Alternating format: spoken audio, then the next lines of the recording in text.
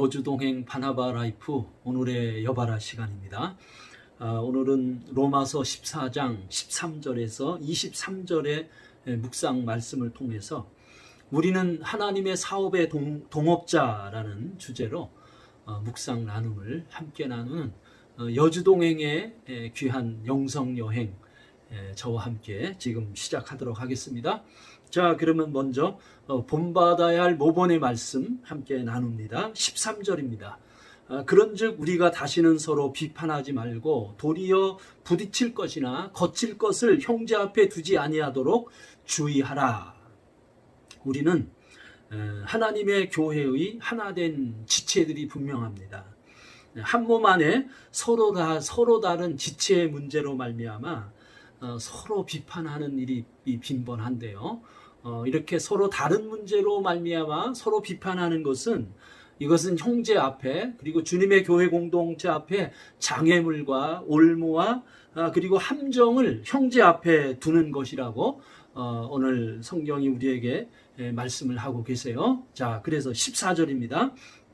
내가 주 예수 안에서 알고 확신하노니 무엇이든지 스스로 속된 것이 없으되 다만 속되게 여기는 그 사람에게는 속되니라. 사실 그렇습니다. 문제는 우리 자신이에요. 문제는 그 사람의 내면의 세계에 있는 것입니다. 우리 자신의, 우리 마음의 욕심과 탐욕이 정작 문제이지, 사실은 비판하고자 하는 그 이슈, 비판하고자 하는 내용은 정작 심각한 주제를 갖고 있지 않다는 것입니다. 그렇기에 우리가 주장하려고 하는 공의를 배경으로 해서 형제를 비판하지 말라 하는 이 말씀을 우리는 다시 한번 오늘 모본의 말씀으로 삼고자 하는 것입니다. 자, 이어서 순종해야 할 지시의 말씀 또 나누겠습니다. 15절입니다. 만일 음식으로 말미암아 내 형제가 근심하게 되면 이는 내가 사랑으로 행하지 아니함이라. 그리스도께서 대신 죽으신 형제를 내 음식으로 망하게 하지 말라. 서로 이 다툼의 문제로 형제를 근심시키지 말라는 거예요. 초대교회는 이 육류 유통 문제로 인해서 참 서로 근심이 됐는데, 참 요즘 우리 교회 안에 보편적으로 서로 근심시키는 문제가 이 코비드-19 대처 문제로 지금 교회마다 예배를 우선하려는 교회와 그리고 또 방역을 우선하려고 하는 교회, 이 차이를 가지고 이게 서로 피차가 지금 커다란 근심을 갖게 합니다. 그런데 정작 이러한 비판적 다툼은 오히려 우리 교회의 영적 생명을 퇴보시키는 거예요.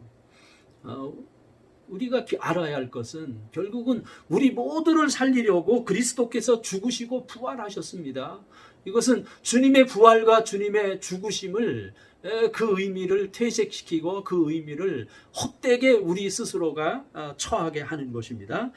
그렇기에 우리는 서로를 향한 예수 그리스도의 사랑을 절대로 포기해서는 안 되는 것이죠. 자, 또 16절입니다. 그러므로 너희의 선한 것이 비방을 받지 않게 하라.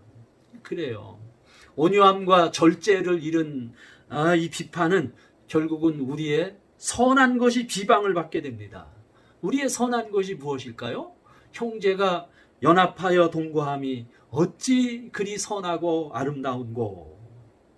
여기에 큰 타격을 받게 되는 것입니다. 우리의 상호 비판과 비난은 결국은 교회와 복음이 비난을 당하게 되는 거예요. 자, 또 19절부터 20절입니다. 그러므로 우리가 화평의 일과 서로 덕을 세우는 일을 힘쓰나니 음식으로 말미암아 하나님의 사업을 무너지게 하지 말라. 만물이 다 깨끗하되 거리낌으로 먹는 사람에게는 악한 것이니라. 참 귀한 말씀이에요.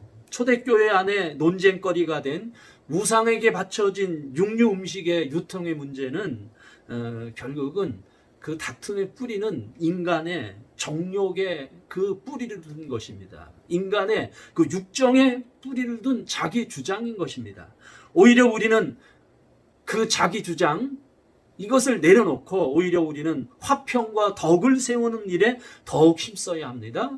특별히 화평과 덕을 세운다라고 하는 이 오늘 묵상의 말씀은 이것은 집을 세운다라는 원어의 의미가 있습니다. 곧 화평과 덕을 세운다는 것은 교회를 세우는 원리예요. 우리 가정을 세우는 중요한 원리입니다. 우리는 주관적인 우리 자신의 일방적인 주장, 이것은 결국 하나님의 사업을 무너지게 한다고 오늘 묵상에서 말씀을 하고 있어요. 그러므로 우리 모두는 무엇입니까? 우리는 결국 하나님의 사업을 위해 섬기는 동업자예요. 우리는 동업자입니다. 동업자는 동업자 의식을 지켜야 합니다. 동업자로서 상도를 지키고 동업자로서 의리를 지켜야 합니다. 동업자끼리 자기 살을 깎아 동업자끼리 불필요한 경쟁에 들어서는 절대로 안 되는 거예요. 자, 또 21절입니다. 고기도 먹지 아니하고 포도주도 마시지 아니하고 무엇이든지 내 형제로 거리끼게 하는 일을 아니함이 아름다우니라. 참 여기 아름다움에 대해서 심미적 하나님의 나라의 심미적 세계에 대해서 지금 사도 바울이 논하고 있는데요.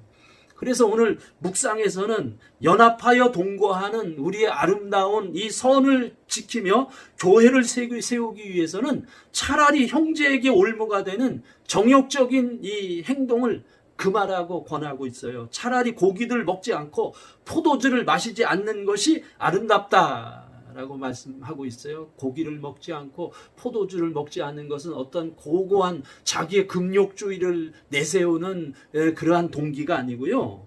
공동체를 사랑하기 위해서, 형제를 사랑하기 위해서 차라리 하지 않겠다라고 오늘 바울이 오늘 묵상에서 우리를 향해서 주시는 이 말씀을 오늘 하루에 순종해야 할 지시의 말씀으로 삼는 것입니다. 자, 또 오늘 묵상 속에서 굉장히 마음에 부담이 와요. 회개해야 할 말씀도 또 나누기를 원합니다. 자, 22절입니다. 내게 있는 믿음을 하나님 앞에서 스스로 가지고 있으라. 자기가 옳다 하는 바로 자기를 정지하지 아니하는 자는 복이 있도다.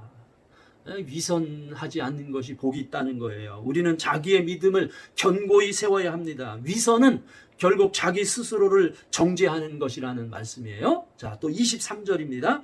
의심하고 먹는 자는 정죄되었나니 이는 믿음을 따라하지 아니하였기 때문이라. 믿음을 따라하지 아니하는 것은 다 죄니라. 결국 그래요. 우리는 자신의 거룩한 믿음이 우리의 생활과 일치되어야 하는 것입니다.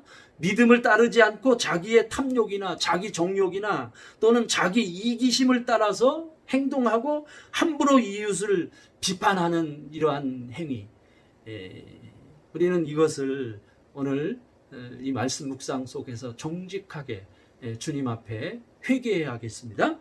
자, 한 가지 더 나누는데요. 붙잡아야 할 약속의 말씀 함께 나누기를 원합니다. 자, 17절 말씀입니다. 하나님의 나라는 먹는 것과 마시는 것이 아니요 오직 성령 안에 있는 의와 평강과 희락이라. 참, 이 약속의 말씀을 붙잡습니다. 하나님의 나라는 먹는 것과 마시는 것에 있지 않습니다. 곧 탐욕과 자기 욕정, 자기 주장에 있지 않다는 거예요. 이 같은 자기 주장은 욕정과 야망, 자기 성취에 뿌리를 두고 있는 것입니다. 오히려 하나님의 나라는 성령 안에서 의와 평강과 희락인 것입니다. 그래서 우리는 이것이 우리의 삶의 기준이 되는 것입니다. 의로운가, 그리고 평화를 이루고 있는가, 그리고 하나님이 주시는 기쁨이 평강이 지금 내 안에 머무르는가, 이것이 우리의 소중한 기준이 되는 것입니다. 자, 18절입니다. 이로써 그리스도를 섬기는 자는 하나님을 기쁘시게 하며 사람에게 칭찬을 받느니라. 오늘 이 말씀을 약속의 말씀으로 붙잡습니다. 곧 이것은 열매입니다. 그렇게 우리가 성령 안에서 의와 평강과 기쁨을 기준으로 하는 삶을 누리게 되면 하나님을 기쁘시게 하고 그리고 사람에게 칭찬을 받게 된다는 것입니다. 하나님을 기쁘시게 하고 사람에게 칭찬을 얻게 되는 삶. 이게 참 모범적인 사도행전에 등장하는 초대교회의 모습이죠. 그래서 사람들에게 칭송을 받음으로 말미암아 믿는 자의 수가 점점 더 많아지더라 라고 하는 이 말씀, 오늘 이 말씀을 약속의 말씀으로 붙잡습니다. 여봐라. 여주동행 바나바 라이프 오늘도 내일도 계속됩니다. 사랑하고 축복합니다.